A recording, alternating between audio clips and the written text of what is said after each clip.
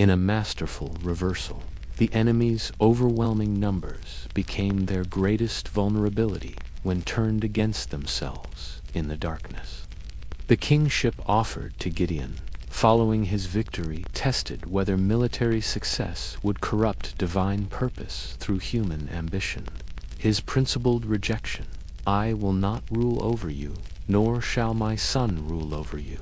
The Lord shall rule over you," established the theological foundation that divine sovereignty precluded human dynasty. Yet his creation of an ephod that later became an object of idolatrous worship demonstrated how quickly well-intentioned religious innovations could devolve into spiritual snares.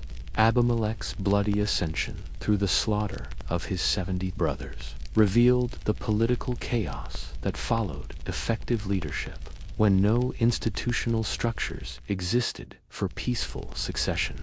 His dependence on foreign mercenaries and Shechemite support exposed how rapidly tribal unity could dissolve when self-interest eclipsed shared identity.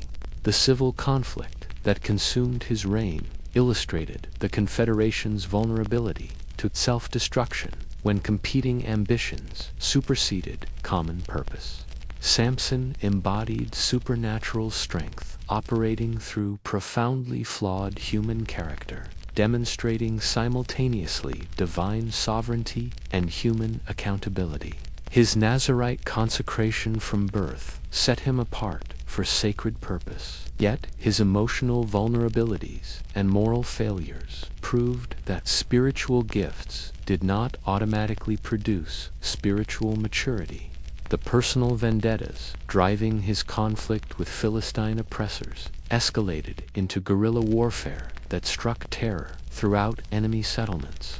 The riddle posed at his wedding feast encapsulated the personal animosity that would drive the larger political struggle between emerging iron technology and traditional Bronze Age culture.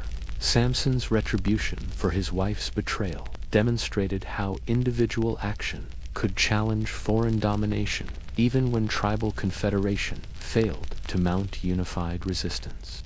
His growing recklessness with divine endowment foreshadowed the tragic end awaiting those who treat sacred calling as personal possession rather than divine trust.